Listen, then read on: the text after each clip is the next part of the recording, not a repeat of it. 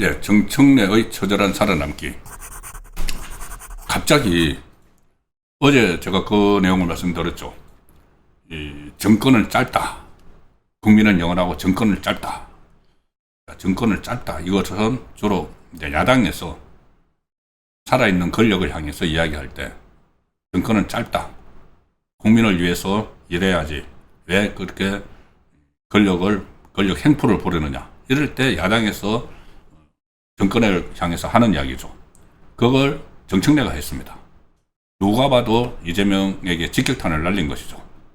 이재명이 그 기자회견 하면서 막 정청래를 간접적으로 막 그 비난을 했었죠. 이겨야 될 것이었어요. 졌다.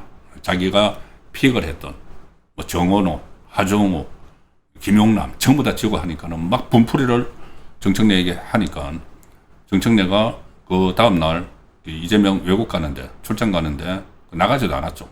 나가지도 않고 저 전라북도 거기 가서 뭐 사찰에 가고 그 일종의 사보타지 마치 자명을 하는 그런 모습을 보였습니다. 그리고 그렇게 되니까는 친명 쪽에서 아예 이제 그 정청래 사퇴하라는 요구가 본격적으로 제기가 됐습니다. 지금 이재명이 사실상 당권 교체를 위한 작업에 직접적으로 본인이 손을 묻히고 있죠. 손에 피를 묻히고 있죠. 노골적으로 국민들이 다 지켜보는 기자회견에서 김민석은 막 띄우고 역대 내각 중에서 가장 많은 성과를 낸 사람이다. 이렇게 노골적으로 띄우는 이것도 탄핵감입니다. 당무에 개입을 해서. 그리고 이제 그 교체를 하는 이유는 다른 역할을 맡기려고 한다. 바로 그러면서 당대표에 이제 나가니까 정청래는 부글부글 끓죠. 정청래에 대해서는 막 비판을 하고. 자, 그래서 정청래가 초비상이 걸렸는데 거기서 끝나는 것이 아니고 친명의 정청래 사퇴 압박이 점입 가격입니다. 그 복심이라고 하는 김용이 어제 또 정청래 사퇴하고 또 당대표에 다시 출마하지 말아야 된다는 이야기를 막 쏟아냈죠. 그런데 오늘 진행된 민주당 비공개 의원총회에서 사퇴론이 분출이 됐습니다. 막 쏟아졌습니다. 특히 이제 정청래가 정청래 지도부가 6.3 지방선거 책임을 지고 사퇴를 해야 된다. 그리고 다음 당권에 나서지 말아야 된다. 이 요구 하나 하고 또 하나는 그래 뭐 전당대회에 출마하는 것은 자유인데 지금 하루빨리 대표직에서 물러나서 후보로 뛰어야지 지금 당 대표로서 이렇게 전당대회를 준비하는 것은 이게 공정하지 않다. 이 두 가지인데 어쨌든 친명계에서 이제 정청래를 끌어내기 위한 그 작업이 본격적으로 진행이 됐습니다. 미리 말씀드렸는데 왜 이걸 제가 계속 중요하게 말씀을 드리냐 하면은 자 정청래하고 김민석이 이제 부딪히죠. 이제 맞대결을 하는데 둘 중에 하나가 당권을 가져가는데 이게 누가 되느냐에 따라서 전국에 엄청난 영향을 미칩니다. 지금까지 어떤 뭐 여당의 뭐 당권 경쟁 그냥 그거하고 차원이 다른 문제죠. 이재명의 사법 리스크가 줄줄이 달려있기 때문에 그런 겁니다. 다른 예를 들어서 이 정청래가 이렇게 친명 쪽에 막 공격을 받고 이재명으로부터 수모를 당하는 그 공항에도 못 나오게 하고 뭐 안 나간지 못 나간지 모르겠지만은 어쨌든 결과적으로 공항에도 못 나가고 또 전 국민이 보는 기자회견에서 정청래를 막 박살을 내고 이렇게 하니까는 정청래가 이거를 뚫고 만약에 당권을 잡게 되면은 완전히 이재명하고 갈라서죠. 그러면은 이재명은 자기 죄를 없애는 문제나 특검 도입하는 문제나 여러 가지에서 그 당의 도움을 받아야 됩니다. 다수당이기 때문에. 심지어 뭐 법안을 하나 이재명이 뭐 국정 운영을 하면서 법안을 하나 통과시켜도 다수당에서 비토해버리면 안 되죠.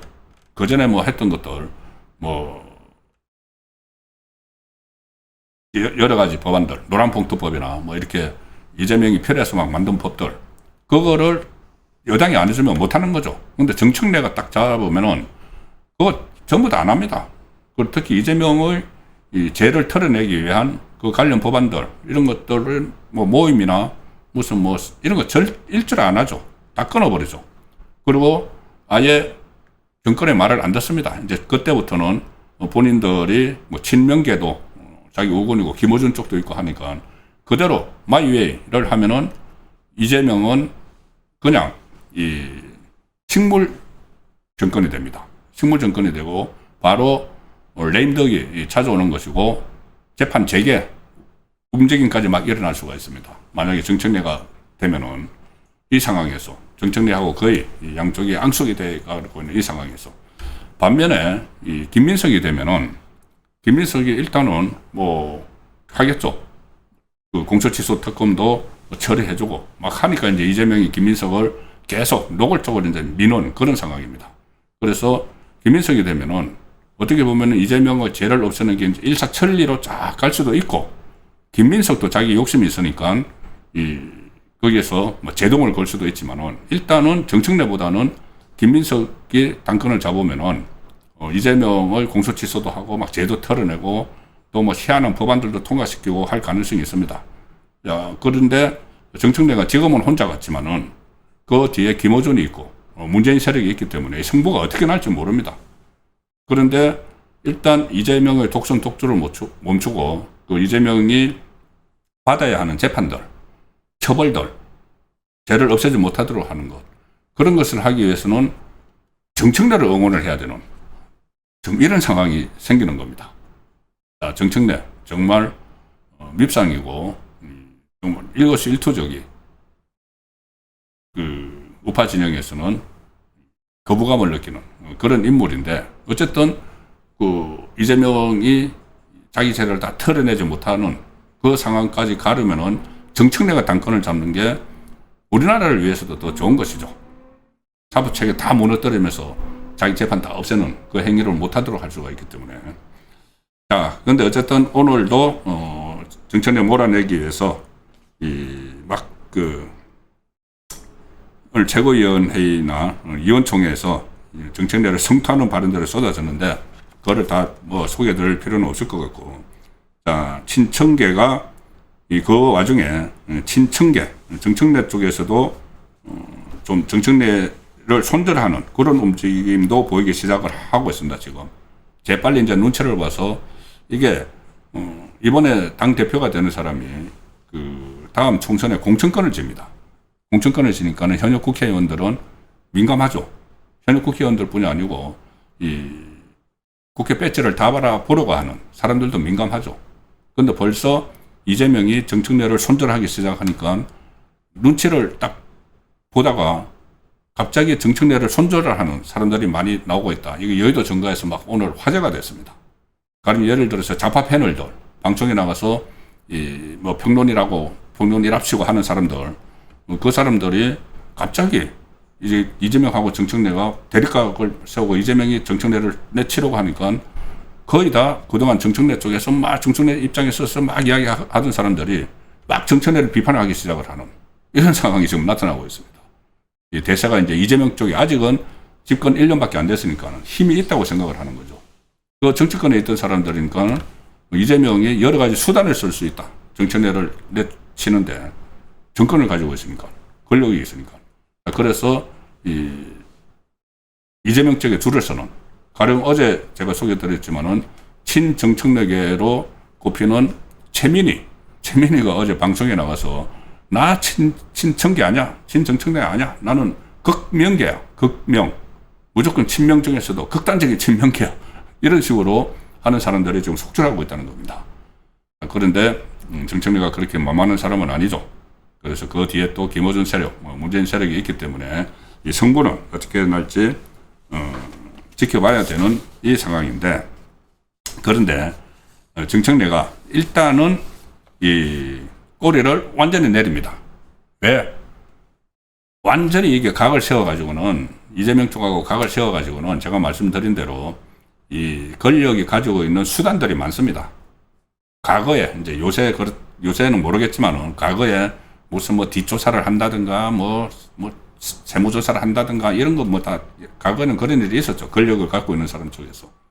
그래서 정청래가 일단은 고려를 내립니다. 또 대표 경선에 나가면은 개딸들, 친명계 개딸들 중에서도 어느 부분은 자기가 흡수를 해야 되고 하니까 고려를 내리는데, 바로 어제까지만 해도